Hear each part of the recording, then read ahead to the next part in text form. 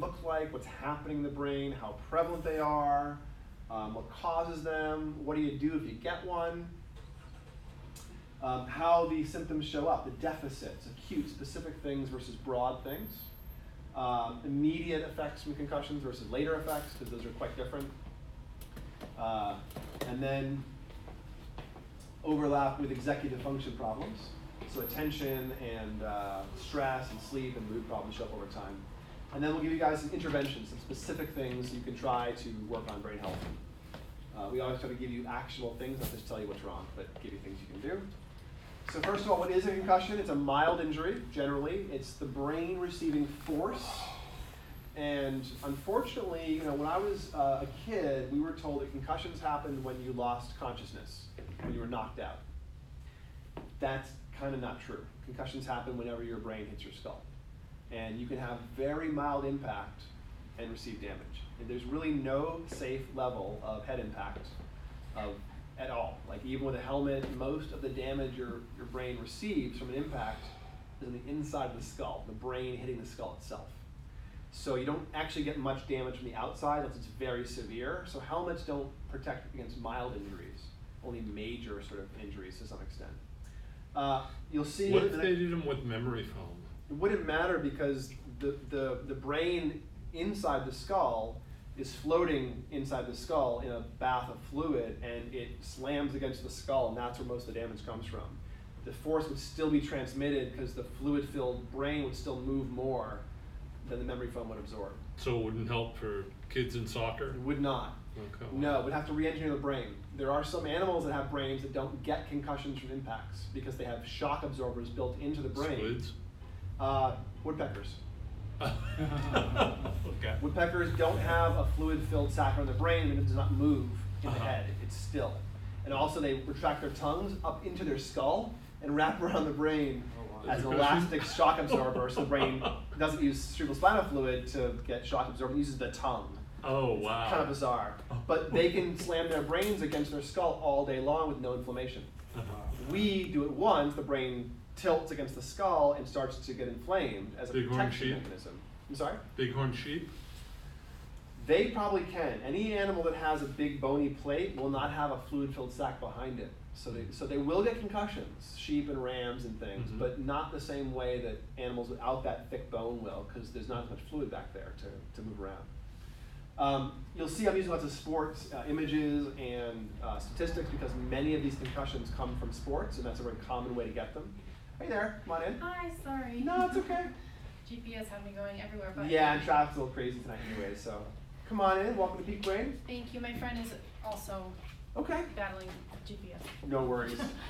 We just started, so we're talking about concussions a little bit and what can cause them, how they evolve in the brain, symptoms, and then hopefully some things you can do to treat them. Can you take one seat over? Oh, for sure. So we all know what, colloquially what a concussion is. We get our bell rung, a ding on the head, we feel a little off. But when I was growing up, we were told to shrug it off or sit it out for a few hours and then play the next day. And now we know that actually causes much more damage. Repetitive concussions are profoundly more damaging than a single concussion is. Is there any such thing as a full body concussion? Concussion specifically refers to the brain, but you can have concussive damage. Blast injury can damage the whole body. So I'm thinking about riding a quad on a dirt road fast out to the mailbox and coming back and being sore all over and a type of pain that is not usual. But your muscles are okay receiving that kind of damage and recovering fine. You're actually experiencing muscle soreness. It didn't feel entirely muscular. It felt maybe skeletal bone, okay. But not. Right. But your bones and muscles can handle being rattled around. They actually can absorb it just fine and have no damage, no inflammation later on. The brain, if it's rattled around, will swell up to prevent more rattling. And then if you shake it, it shatters. And that's when the damage really happens, the second concussion. But you can have things like this happen when you hit the ground. You can have just acceleration injuries. Most concussions many concussions are not from impacts. They're just from decelerating suddenly. You're in a car, and have the seatbelt on, you get an accident, you do this, you never hit the windshield, you receive a concussion, probably. From the brain hitting the front of the head, you go back, hits the back of the head. You may have two concussions, essentially. Whiplash? Yeah, that's what this is here. This is whiplash right there. And you end up getting, you're moving 60 miles an hour, you hit something, stop, your body keeps moving, hit the chest belt, head tilts forward, brain keeps moving for another couple of seconds, or half a second, hits the front of the skull. You get pretty dramatic inflammation at the point of impact. Weirdly, the back of the skull on the inside is smooth. The front of the skull inside is the bony fingers holding things in place. So if you fall back on your head, you're actually much better. If you get hit in the back of the head, the brain bounces, or you hit the front of the head, it usually damages the front. So concussion damage in the front is much more common than the back because of the conformation of the skull. It's a much smoother bucket in the back, so it tends to catch things without too much pressure. Okay, so what is the actual injury and how does it actually heal? Yeah. There's two kinds of main injuries that show up in concussion: shearing injuries and crush injuries. These are different mechanical forces being applied to the brain. If you have a blunt force impact, it just pushes on the tissue and it deflects it briefly. That's a crush injury. If you're like thrown off of a bicycle or a car, you're spinning when you hit force, the brain pulls away from itself a little bit, and you break the tracks, the white matter axons, between regions. There's a very different type of injuries and produce different types of brain signatures and different types of symptoms. So shearing is a rotational force. The brain's pulled, the lobes are pulled apart, or in areas that are lifted up a little bit because of the rotational force you're experiencing. Where crush or double crush, coup contra coup injuries are when you receive impact, another impact, and you get like focal areas where there's like, you see little bruised areas in the brain almost as delta waves showing up over time. When you receive an impact, the brain instantly says, oh, this damage, let's really try to solve that, and it sends lots of inflammation, lots of tissue, blood, cerebrospinal fluid, some neurons, some glial cells into the area that may have been concussed, and it swells up to prevent that tissue from being weak. But if you then receive another concussion, the tissue is very stiff once it swells up, and the second concussion, even a mild concussion, can do profoundly more damage than the first one. So again, we used to be told to shrug off your injury, go back to play, or wait a week. It's actually more like 3 to 5 weeks from a concussion before the inflammation is actually somewhat down. So you shouldn't be playing your sport or studying for your GREs or doing anything really intense, either physically or mentally, for a couple of weeks of symptom-free time. Otherwise, you're probably still having inflammation and you're going to damage your brain a lot more than next time. I work a lot with people with concussions, and almost all of them, the concussion that brings them in to see me was mild and not their first one. But it was sort of accumulative on top of 3 or 4 others, and this mild one did more to take out their performance than all the rest before. But it's just the perfect storm of inflammation, more damage, and suddenly they can't sleep, they can't think, they're anxious. Those are common symptoms for concussion: anxiety, sleep issues, a lot of brain fog, fatigue, irritability, short-term memory problems. What's actually happening in the cells, in the shearing, you have different neurons talking to each other, but in shearing, it's actually twisted, and the rope of an axon breaks. So you lose the wire, or you fracture the wire between neurons. And that means that you have different transmission now between those regions of the brain. So the signaling is changed between those regions, let's say. A crush injury, in comparison, force comes down into the brain, and you end up with sort of dysregulated tissue right there, a little patch of tissue that's smushed, versus the wiring between regions that is broken, different types of injuries. And this produces different brainwave signatures. If you crush the brain, you get little delta wave hotspots. Delta is the slowest brainwave. It's about 0 through 4 cycles per second. And delta is what you make a lot of when you're deeply asleep and not dreaming. Dreamless sleep, slow wave sleep, the restorative, deep body, sort of restoring sleep. If you make a lot of delta when you're wide awake, it means you're not getting good deep sleep. If you make little focal areas, there's probably some scar tissue or reduced circulation there. It's a sign of tissue not waking up fully, essentially. What's the difference between REM dreaming and non-REM dreaming? As far as I know, there's no such thing as non-REM dreaming, except the sort of pseudo-dreaming in stage 1 when you first fall asleep at night. Hypnagogia. Hypnagogia? Yeah, that's stage 1 sleep. Okay. Hypnagogic stage is halfway between awake and asleep. You're not actually dreaming. If you wake somebody up in hypnagogic state and ask them if they were sleeping, most people say no. They are. during that stage 1 sleep, that first sleep. But usually the quality of the mental experience is replaying the day's events. It's not sort of a creative dream. So would you say that's like a hibernation? No, it's a transition state into deeper sleep. Okay. It's a light sleep stage that is on the way to deep sleep. Okay. You tend to go through 4 stages and then REM. Stage 1 is light sleep, where if I said, were you sleeping? You'd be, no, I don't think so, but you kind of are. And then you go through stage 2, 3, 4, which is deep, and then 3 and 4, that delta sleep, and then into REM. REM is beta waves. You look awake. The brain looks awake in REM. It's called paradoxical sleep because the brain waves appear to be awake. So you start off in sleep, hey there. So in sleep stages you go 1, 2, 3, 4 REM, and then 2, 3, 4 REM, 2, 3, 4 REM, 2, 3, 4 REM all night long. You skip stage 1 after the first time. Okay. And REM gets longer and longer and longer in every cycle. So by the time you're late in the morning, most of your 90-minute cycle is in REM, or your hour-long cycle. Hey, welcome. What's that? Did I miss something? No, we were just talking about concussion stuff. I mostly so far talked about different types of injuries, shearing injuries, when your brain is twisting and pulls connectivity changes, and a crush injury where part of the tissue gets pushed on. And this produces different brain waves. Crush is a delta brain wave. Essentially, the brainstem runs in delta waves, and this keeps the autonomic stuff moving. But you don't think in delta cortically. You just live in delta. Your heart, your lungs, your deep sleep, the non-cognitive stuff is delta waves. So if you make a lot of delta waves when you're awake, it means part of the cortex isn't sure what to do, and it's kind of pulsing at the brainstem, the heartbeat of the brain almost. So if you see little hot spots of delta waves, you know this part of the brain isn't waking up fully, not circulation fully, something's a little off in that part. If you see a shear damage, you actually get little hot spots of fast running brainwaves, beta brainwaves, because you pull a part of tissue away from surrounding tissue, and there's no more circuits going into that tissue, slowing things down. Inhibitory neurons are broken, so a little patch of tissue sits on free runs at its maximum speed. So you can either get really slow brainwave excesses as a sign of damage, or really fast brainwave excesses, either, but it's different types of damage, or a mix if you have lots of compound injuries.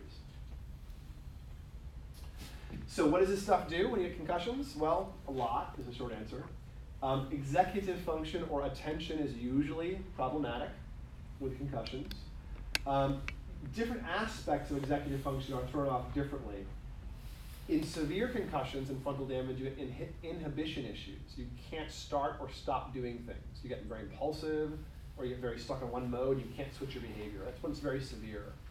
When it's more mild, more classic, you tend to get issues with not being able to concentrate, a lot of chronic brain fog, a lot of wearing out mid-afternoon. Oh, it's 1 p.m., I'm done. Leave me alone, no more decision making, I can't think anymore, I'm done for the day, I'm burnt out, screw you.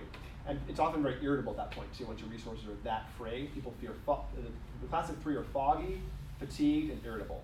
And by fatigue, I don't mean tired, I mean cognitive fatigue, a sense of, I can't engage that resource, leave me alone. So this can also show up from sleep issues. So people often have chronically poor sleep, some old low-key wear and tear, and they're kind of in a post-concussive syndrome state and don't know it, because they're kind of used to being foggy and fatigued and underrested and stressed and irritable. But when it gets bad, it starts impairing lots of things in your life over time. So you can be disinhibited. You can also have working memory issues where you can't keep anything held in your mind. You just can't concentrate on anything and protect what you're thinking about, and stuff just kind of comes and goes. Actual memory, recall, can be impaired because your brain gets slower. It's hard to reach for memories. The machinery you're using to reach for memories itself is slowed down. So while your memory may be intact, you'll have symptoms of what is like short-term memory problems. Forgetting things you just learned, names, or doing word fluency in the afternoon. That afternoon, putting words together very smoothly goes away if your speed of processing slows down, which can happen from concussion or from age or lack of sleep. But if you're slow enough internal processing speed, you'll notice this weird, can't quite grab the word, and then when you stop reaching for the word, it pops up easily. It's this weird kind of lag internally. And people often come to me as if it's a memory issue, and it's not. It's a speed of processing issue, typically, which is better than memory. Also sleep. Most people with significant concussion history have really crappy sleep. Essentially, they sleep plenty of hours, or even too many hours, most of them, but don't get rest from the sleep. So you have this problem of always feeling kind of tired when you're awake and never feeling kind of asleep when you're asleep. So you're kind of stuck between the two states a lot, awake and asleep. And When people do sleep, they wake up in the morning still tired.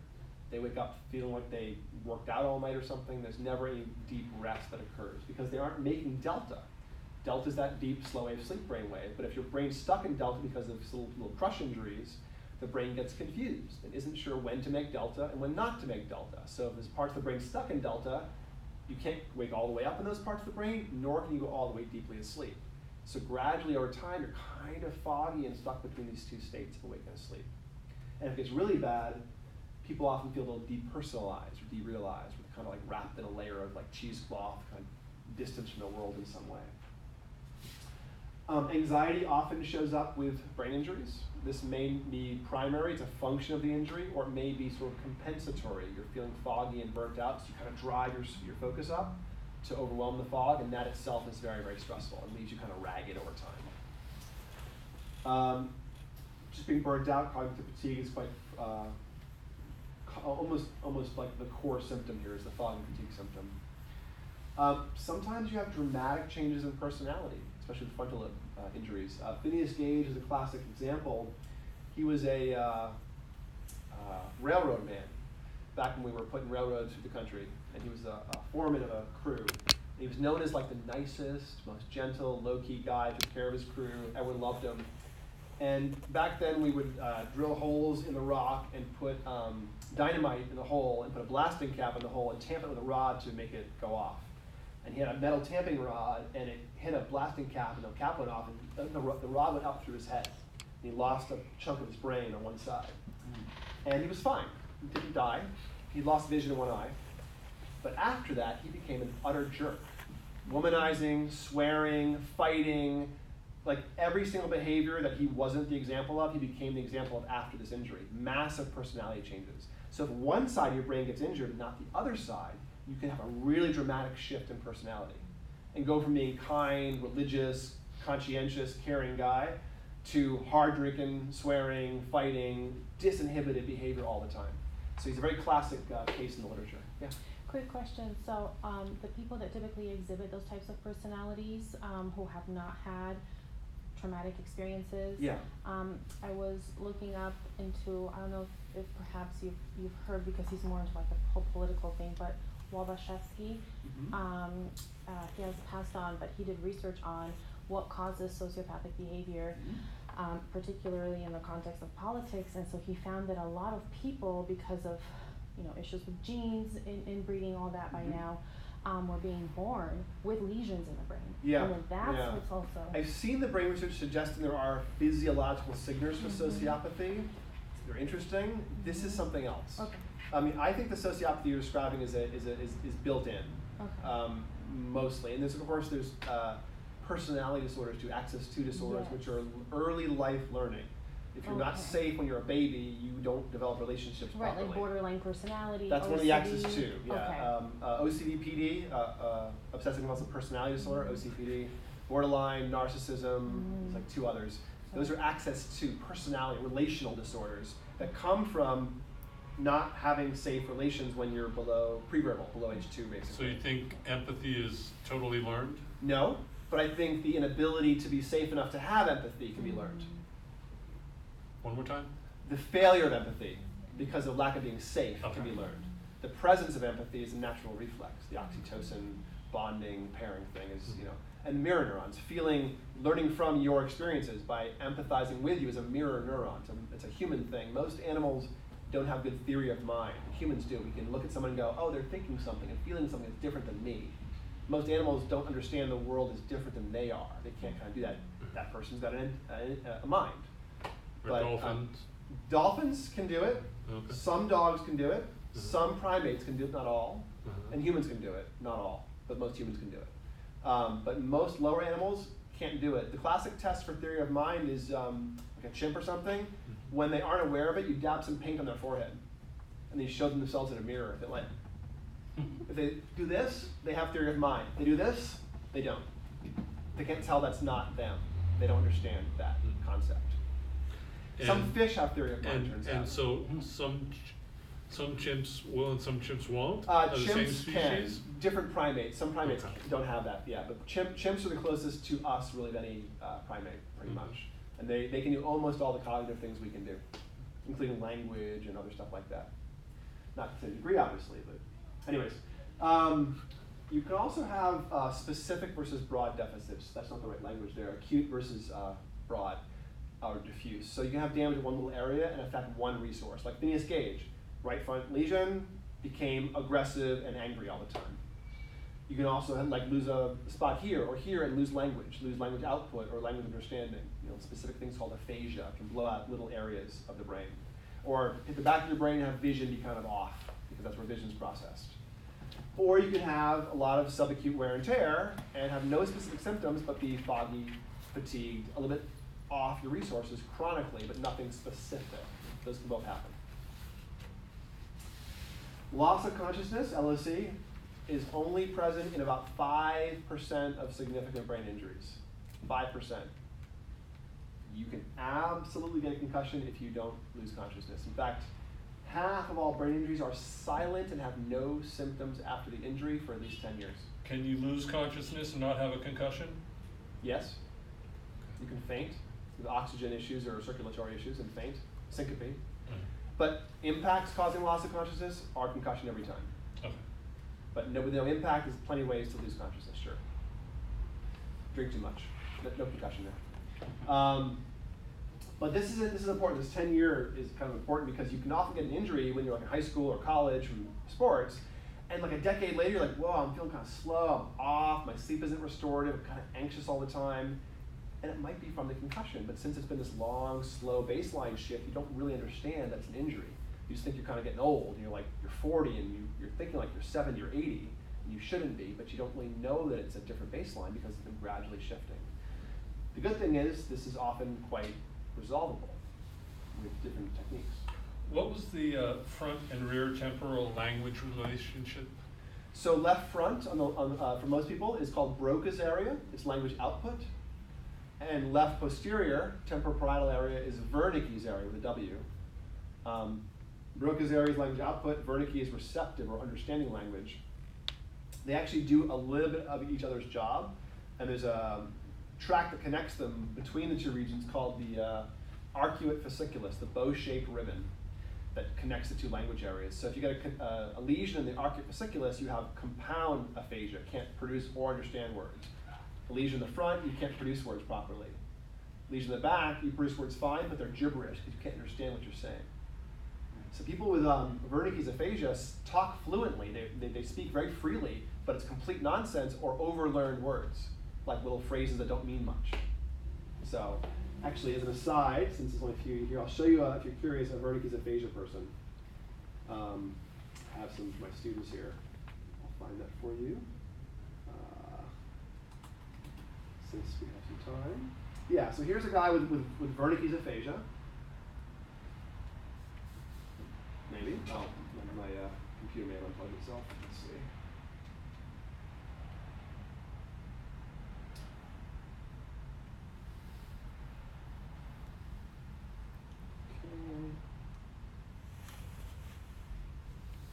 Yeah, Wernicke's are fluent because it's so easily produced.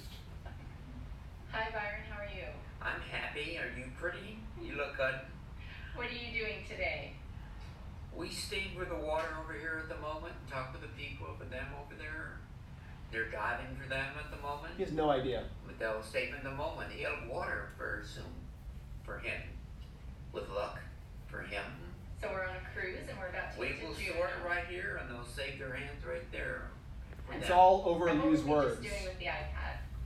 Right at the moment they ain't gonna show a darn thing. With the iPad that we were doing. We, like here?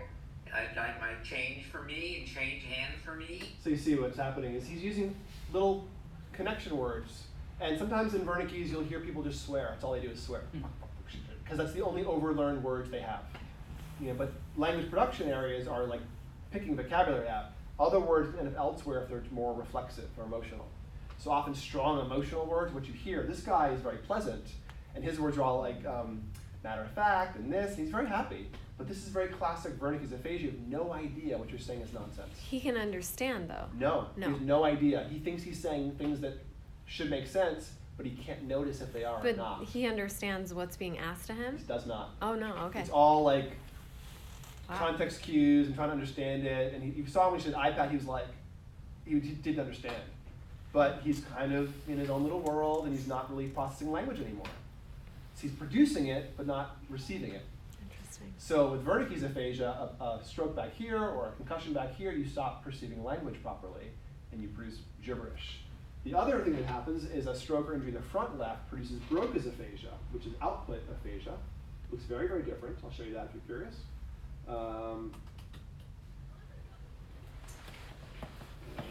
Let's see.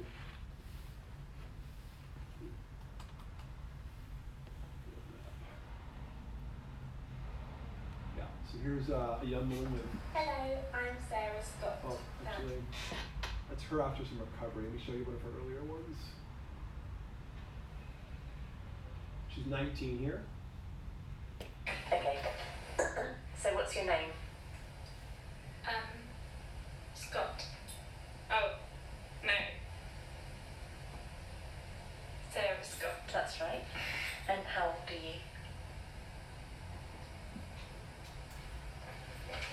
So she knows she's not producing language properly. I can't. You're 19. Look what she's doing. 19. She's writing. Yeah. And what happened to you? Stroke.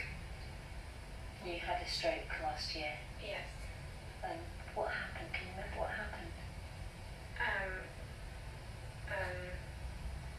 See, what's happening is she can't come up with a word verbally, but she can still write it down and then read it.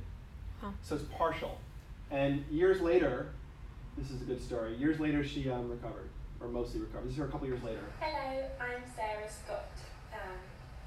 So, new video, because it was my stroke anniversary last week.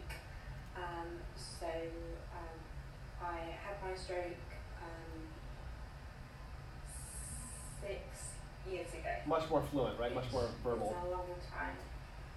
But these can happen from concussions. You can get either form of aphasia with a significant enough concussion. And you can often get subtle versions of those. Those are very full-blown, Wernicke's and Broca's aphasia, output and input aphasia. But they can be very subtle, where instead of being constantly gibberish, like you're just saying the wrong word here and there, just the wrong words coming out every so often. That's a very subtle version of it.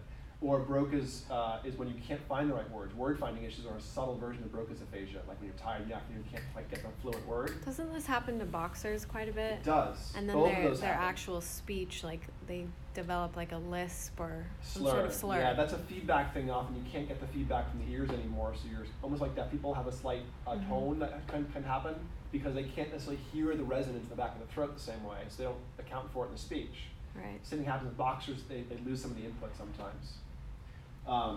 That has to do with, I think, with outer hair cells, which is a feedback loop, so your ears can tell how loud the environment is, and they can tune themselves to the environment loudness. Boxers lose that because they break all the hair cells. There's many ways to have concussions. Those were stroke-driven symptoms, but you can get similar things from just impacts.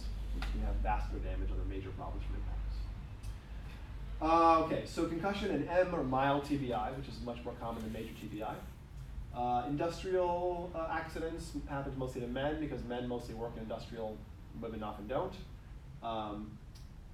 More sports injuries from men, but when women have sports injuries, they're more severe than men's are. Women have fewer concussions from sports, but when they get them, they're more severe. Not sure why. And then we have this concept of single concussion versus repeated concussion. Single concussion is not that big of a deal. Even if severe, most people can shrug off the consequence of the concussion within a year. But if it's severe, it tends to last and produce more change. Does the second concussion need to be the exact same concussion or just anywhere? Anywhere, depends. It needs to impact the same inflamed tissue, if you will, or stiff tissue. But you don't get inflammation only where there's the impact. You get broad inflammation sometimes. So a moderate concussion might have inflammation for a couple of months. Any concussion after that in a time frame would shatter the tissue and cause major problems, even with mild impact. So Rates of incidence. 2 million Americans per year get concussions, new concussions. I bet it's more than that. These are only the ones that are reported. Yeah. I've seen statistics that suggest it's up to six times higher than this. These are, 2 million is ER visits. So it may be much, much, much higher. And half of all concussions are asymptomatic for many, many years. Definitely higher than this. Childhood sports seem to be producing lots of damage. There was a study a couple years ago in 2016. They followed a whole, many high schools and all middle schools, except for one, I think, in this country, now touch football, actually, because of the NFL. But there are still some high schools with tackle football. So my team of researchers followed a whole team for a whole season, and they did neuroimaging and psych testing and everything on these like 24 guys.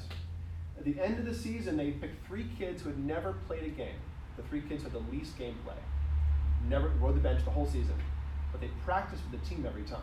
Those 3 kids had evidence in their brain of CTE at the end of 1 season of practice. No play, practice. Just hitting the tackle dummies and hitting your head against the other players for a single season produced CTE damage, like NFL players get. Little seeds of it showing up, not as severe as NFL players get, but the evidence of that damage showing up. So none of those kids had concussions. There was no concussive force documented. It was all subacute, low-key wear and tear that accumulated into much more significant damage you would expect. So the brain is not really meant to be banged on. Don't bang your head. What about headstand? Nothing wrong with headstands, just don't fall on your head. Okay. But, Yeah. or your neck. But yeah, headstands are great for you from a point of view of inversions. It's, the lymphatic systems connects the brain and the lymph system in the body to some extent, can drain that way. It's not a concussion? No, just doing headstand, no. Full weight on the top? There's no impact. The Well- brain can handle the weight of the body as long as you aren't hitting it. It's kind of an impact. Well, not if it's constant force, only if it's accelerating force. Yeah, but you can't get into the headstand without that accelerated force. Well, Doesn't matter. If you have to throw yourself into a headstand, you aren't doing it well enough. You need more muscle control. Okay. Yes, I But I hear what you're saying. Yeah, it is, Likewise. people do injure themselves all the time attempting headstands. Absolutely. No one injures themselves doing a handstand right. Because Okay. you shouldn't Sure. actually hit your head. Yeah. But people do it all the time by not doing it right. You're absolutely right. Right. Concussions are 10% of sports injuries, according to the CDC. 10%. 1.7 million ER visits, half of which are children below age 14 for concussion from sports injuries every year. It's a big problem in our kids, not just our adults. Motor vehicle accidents cause many TBIs, 15% of total. And falls are most of the TBIs in elders, about half, or 40% in elders are falls. And yes, elders can fall off a curve and get a brain injury sometimes. Athletes get post-concussion syndrome often because they get repeated concussions. Up to 90% of concussed young athletes will recover in 2 weeks. The last 10% though, they don't. And they may have weeks or months of symptoms or even lifetime symptoms, essentially. So these things can be very prevalent and they're different across individuals. You don't necessarily know 2 kids that hit the same way. You don't know what the consequences are until you see them long term. Professional athletes, of course, this is a big, well-known thing in the NFL. But if you look at high school sports, you can see that the reason we know football is producing concussion is because of the sheer number of people doing football in high school. But soccer, for instance, one single drill, 20 times into the net, heading the soccer ball, one single drill produces GABA, neurotransmitter inflammation markers for 48 hours. You have a 75% drop in memory resources for at least an hour or 2 after you do that drill. Massive change. No one's followed up to see if it causes a concussion long term, but they have followed to show massive injury signatures right after you head the ball 20 times. So something's going on there.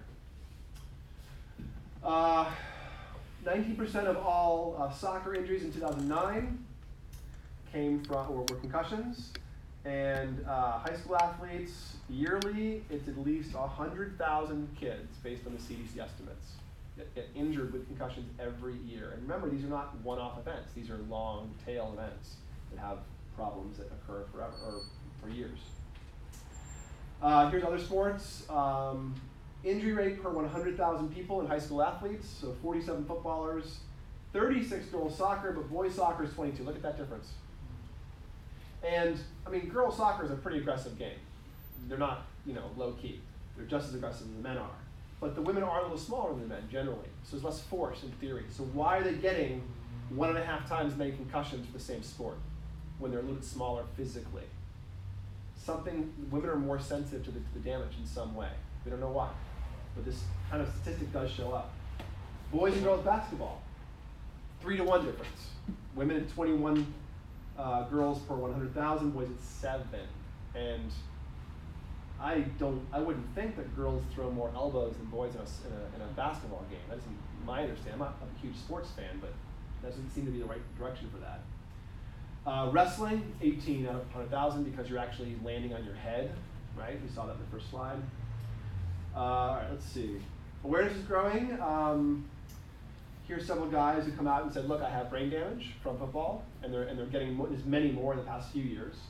But we're also getting more injuries in our younger people because the kids are getting bigger. High school kids now are twice as big as they were when I was in high school. They're huge when they're playing football, or they can become huge. And when you have a 300-pound kid tackling another 300-pound kid, that's a much more opportunity for damage when those kids were 150, and moving more slowly. There's several high-profile cases. This is all a function of second impact syndrome, what I was describing earlier. The second concussion in the first couple of weeks, when you haven't recovered from the inflammation, shatters the tissue dramatically. It takes a long time, if at all, to recover after that. Long-term effects from concussions include increased risk of dementia, long-term. CTE does lead to dementia, Alzheimer's, other dementias. Anxiety, really, really common. 10 years after you have a concussion, you have low-key anxiety creeping in. Depression, also quite common. Sleep issues, also quite common. This is the CTE stuff the NFL players get. This is a normal brain. There's a 45-year-old NFL player and a 73-year-old boxer, progressively see the tissue degrade.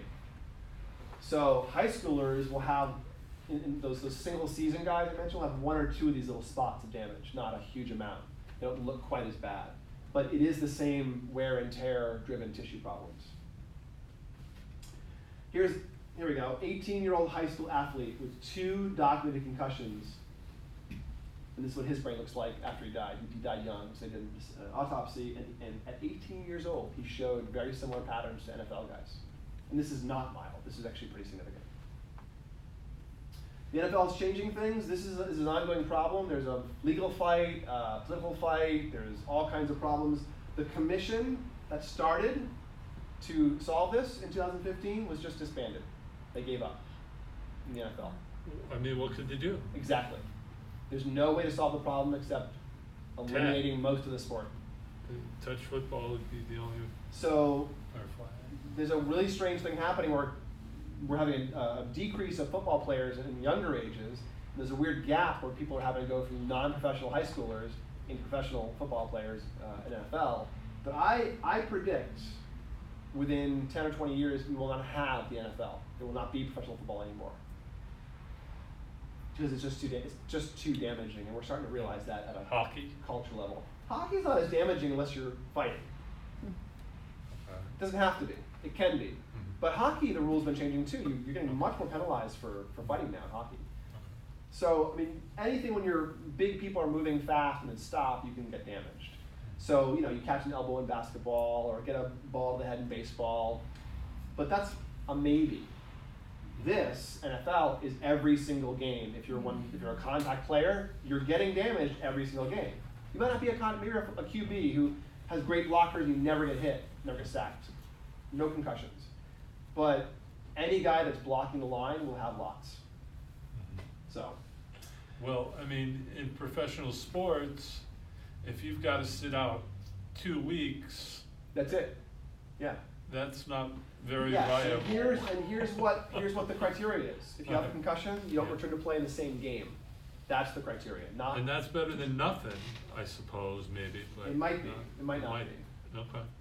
They go back 3 games later and have a concussion, they're out. They're done. That's the rest of their life.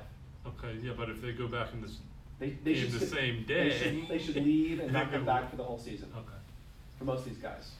But I really think this is the death knell of NFL. I don't think we'll have an NFL because we're starting to realize this is actually not a small problem, nor is it isolated.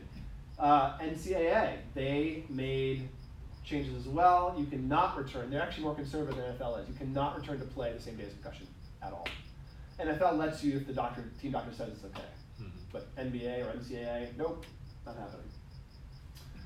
CTE increases risk of dementia long term. Also, recent traumatic brain injuries, not just CTE, but recent impacts show a lot. Here's 164,000 California elders above 55 with falls, of whom 50,000 had TBIs. Of those, a quarter of them had increased chance of dementia versus the non-head injury people. And worse, if you do have injuries, you progress more rapidly into dementia than you would otherwise. So it accelerates dementia processes as well, inflammation, oxidation, etc. If you have a TBI and you have some dementia, it shortens your progression by 3.2 years. You get demented faster. And a lot of geriatric medicine is not about curing these things like dementia, but slowing down trajectories. So you don't decline rapidly, you decline almost not at all, then at the end of life you fall over dead. But this kind of thing means you're declining, and so your quality of life is actually dramatically reduced as well. There's age-related factors here too. The increased risk is with a moderate TBI below age 55, an earlier one, or a mild TBI above age 65 has the same risk. So recent mild TBI is the same risk for increased dementia as having a brain injury when you were 40 or something, or being an NFL player. A lot of these resources will affect the frontal lobe. The front midline here is working memory. This is what you hold in your mind, the RAM, or the scratch pad of your mind. And a little diagram here just shows you all the different things that working memory touches. Attention, verbal memory, learning, long-term memory, recall, spatial memory, sustained focus, memory for a series of numbers, thinking, concentration, switching your attention. It all goes through working memory. If you experience anything, you experience it in working memory. If you receive lots of impacts, you impair your ability to focus on those things. All right, here are some interventions. We're going to go through a few of them quickly. Rest, as I've already been pointing out, is the most important. You should not re-jostle your brain after a suspected concussion, including mental jostling. Don't study for the GREs or the MCATs when you've had a concussion. Take time off. Neurologists will say take 2 weeks of symptom-free time off before you go back and challenge yourself. Most people I know never wait that long. Go back too soon, feel like crap pretty soon, come and see me because they tried to push too hard. And they, oh my God, this actually is a problem. You know. So rest is the most important thing, but it's hard to do for some people. You can take some drugs, anti-inflammatory drugs that can help. Hydration is a huge thing. Mindfulness can actually work against the inflammation. Meditation can make your brain healthier, so you can shut down some of the low-key brain fog if you're lucky with mindfulness. Neurofeedback, which is what we do here, can usually eliminate concussion symptoms and often permanently, but it takes a bit longer than doing like an ADHD work. That takes 3 or 4 months. Concussion is more like 6 months to make it all gone.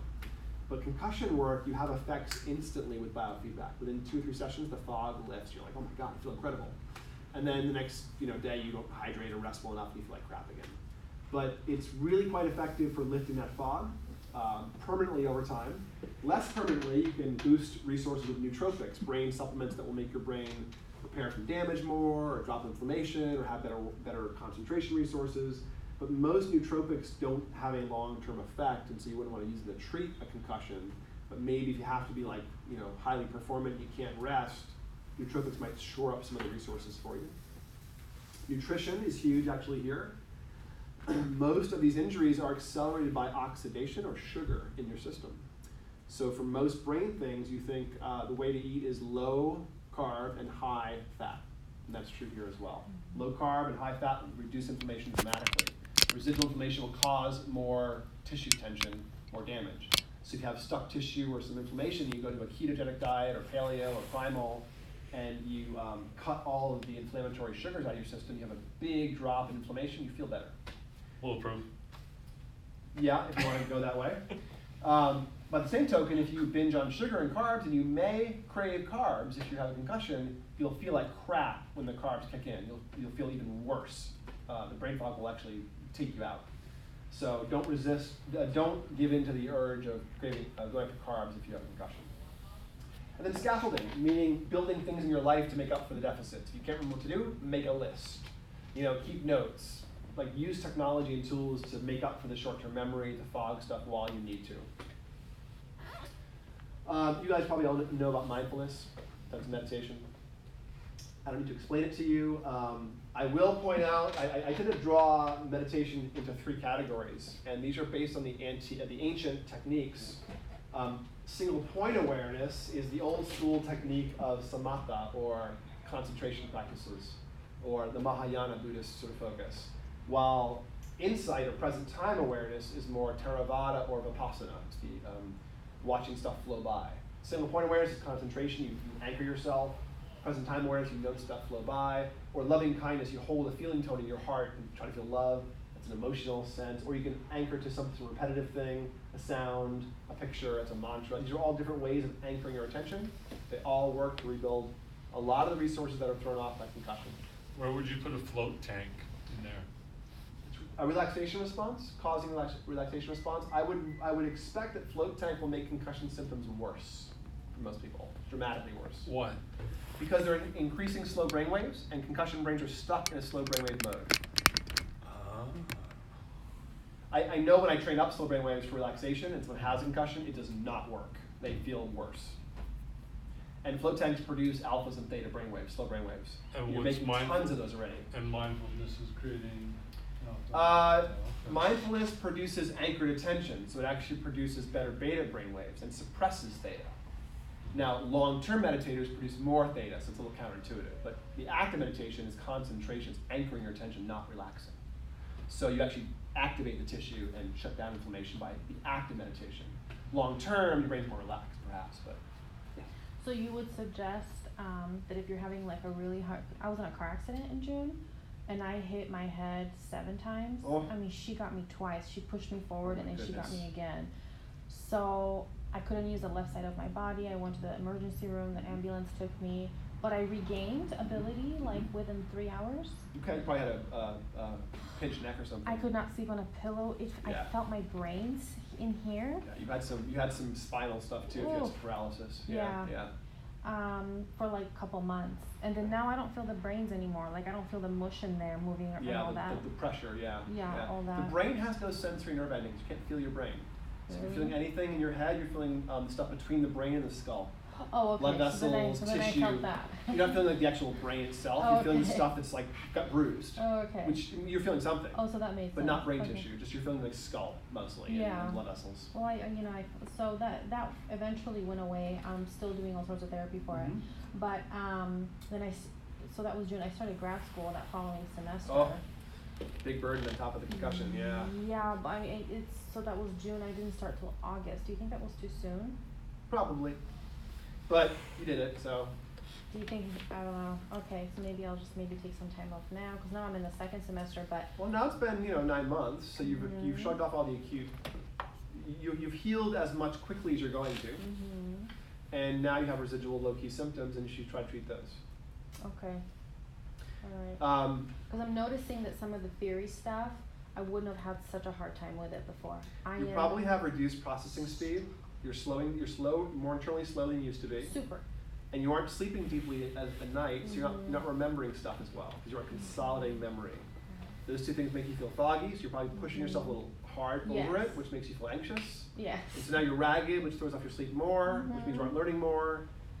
Vicious cycle. So I've been taking lemon balm to sleep. Because lemon balm but it used to put me out. Yeah. Now, I could still work. It's because your brain is sort of halfway asleep all the time, and it doesn't want to go down because it's always there. Oh, okay. So, getting you to actually be more crisp and alert will allow you to sleep more deeply.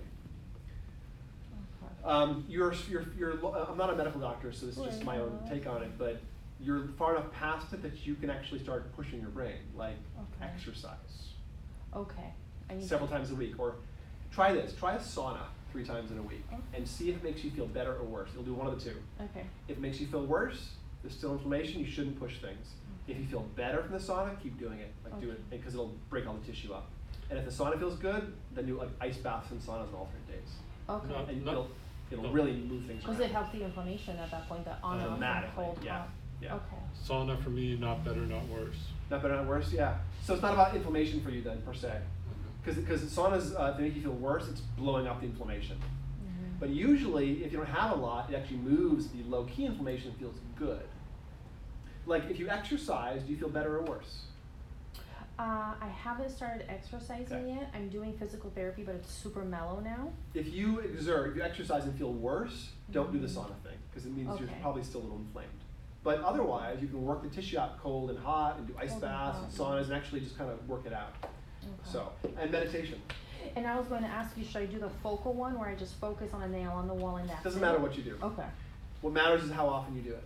Okay. 10, 20 minutes a day is Okay. all you should be worrying about doing. First thing if you can in the morning, because it tends to set the tone for the day. Okay. There's a little tutorial here, which is a 5-minute present time, or 5-minute single point awareness, followed by a 15-minute present time. So like have you focus for 5 minutes and then go into more of an awareness. That's on the website, our main website as well. You can just look on the website under the free classes. Yeah. Okay. And there's free classes link at the bottom of that. There's a mindfulness practice link for you there. Just let us know if you can't find it. Essentially, it's like exercise. The best form is the form you do, not the form that is most efficient. Right. And meditation seems to be 20 minutes a day. We'll do all of the benefits in literature, but they show up over time. So just get in a habit, get in a routine, do what you like. We have free meditation classes here several times a week. Really? Yeah, Sunday night, 5 p.m. I'm literally just down the street. Come on down. Sunday, 5 p.m., Monday, Wednesday, 7:30 p.m. There's no charge. Wow. Don't bother signing up. Come and sit down. We'll teach And you everything you want. donate, like you Nope, you donate? No. we don't take any money. Okay. You're not allowed to give us money for mindfulness classes, for any classes. We don't. The teachers are paid. I pay them. Oh. I own the company, by the way. So this is my office. So we sponsor teachers and we make it so they don't ever have to ask for money, and they love that. And the clients love not having to think about money at the end of the mindfulness class. So it's hard to find free classes in LA. We have some.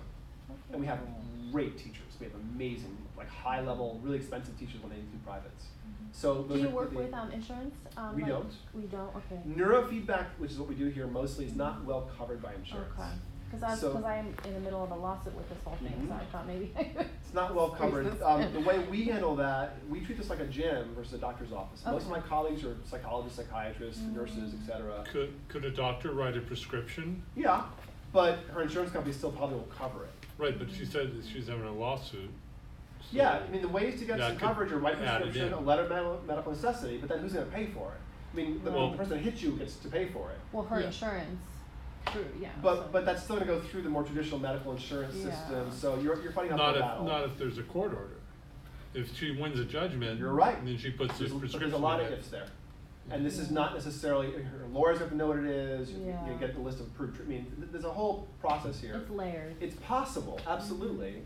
It's more likely there no, than I'll through come for the insurance. meditation. I didn't know. It's totally free. I was always doing meditation with chronic healing. I don't know if you've heard of chronic. I'm a chronic healer actually, and I would go, but now they've changed location. But it's kind of far. Well, keep doing the pranic breath work. That will help your brain. Okay. Do the longer exercise to build your temperature up, and then come 3 times a week and learn different techniques. Free from teachers. There's nothing to believe. There's no chanting. There's no incense. It's just basic like. Here's a technique, let's all try it, meditate for 5-10 minutes, okay, what we think, talk about it, next technique.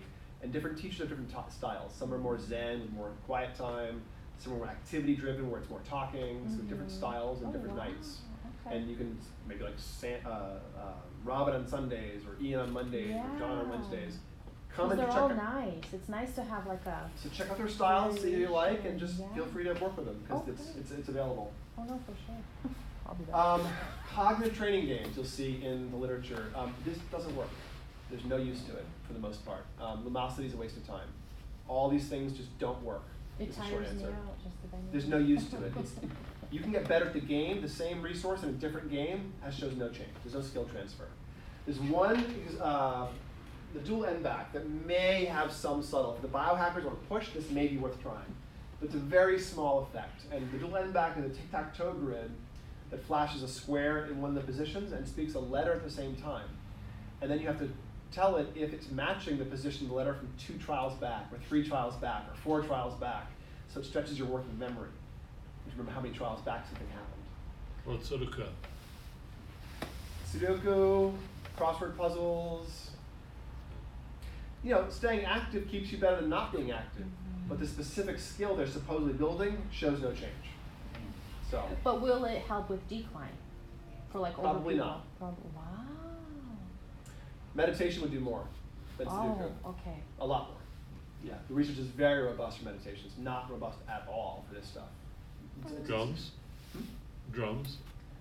There is some good evidence that drumming will keep you young. Yeah. In fact, one of the sort of grandfather of the tradition I was trained in, a guy named Babatunde Alatunde, he's known for this big album in the 70s, Drums of Passion, the first like African music to hit this country.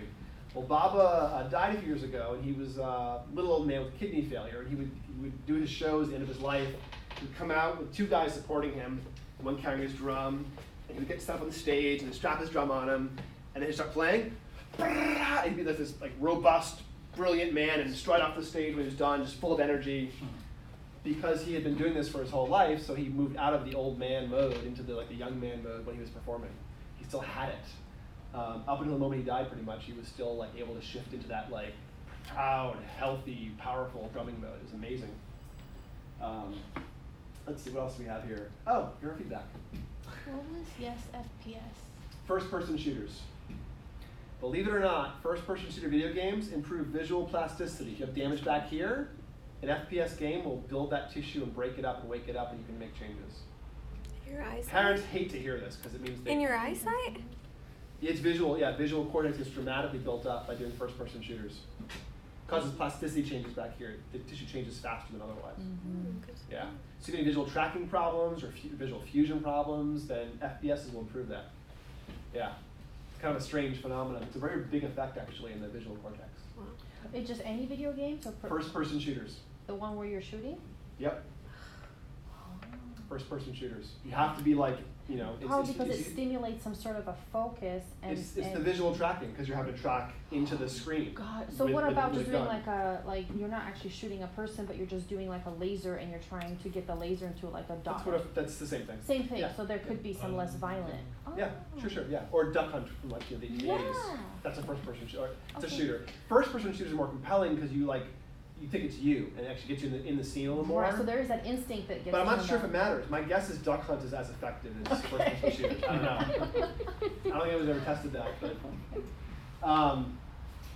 So EEG, this is what we do here mostly. This is brain mapping. We measure your resting brain activity. See there's some caps over there on the wall, on the bookcase. This is the assessment tool we use, quantitative EEG.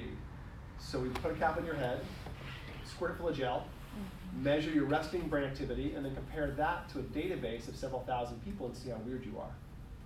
And then the ways in which you're most unusual might suggest performance bottlenecks. So if I see lots of delta on one side, maybe you hit your head there. If I see lots of slowed down brain waves, alpha is really slow, maybe you're aging faster, wear and tear slowed down your processing speed. If I see your delta waves are super fast, maybe you aren't getting enough deep sleep, your delta is pushing back during the day, you're browning out all day long. So I go through the 10 or 20 different statistically unusual patterns for you and try to figure out, with your help, which are real and which are important. Because I don't, this is a population level 10,000 foot view, and I'm guessing might be true for you, or it might not. And so we also. It's a bit research based. It is. It's I joke that when people hire a doctor, they hire someone to tell them what is true, what they know. When you hire a scientist, you hire them to tell you what I don't know. A lot of what I tell you, a lot of the value I provide is saying, I'm not sure. You're looking at the phenomena itself. And the patterns here. So I'm looking at high level and saying, no, this often means this. Oh, that sounds plausible? Oh, well, this is probably what you're dealing with. Let's go after it and exercise it to see how it feels. And the proof's in the pudding here, where if we get effects we're looking for, then we get effects we're looking for. And, that's really how I think they should start running medicine, because I find that. Well, it's kind of like functional medicine is run this way. With functional medicine doctors don't have discrete, here's the amount of testosterone or whatever. There's ranges and patterns, and this is unusual. What's this might mean? So this is kind of like functional neuroscience, looking at your brain going, oh, this is unusual. This often means this problem. Oh, you're experiencing this problem? Let's go after this and see what you notice. So it's. And do you treat it with enzymes, amino acids, We treat it with biofeedback. Okay. Oh, that's right. Okay. So okay.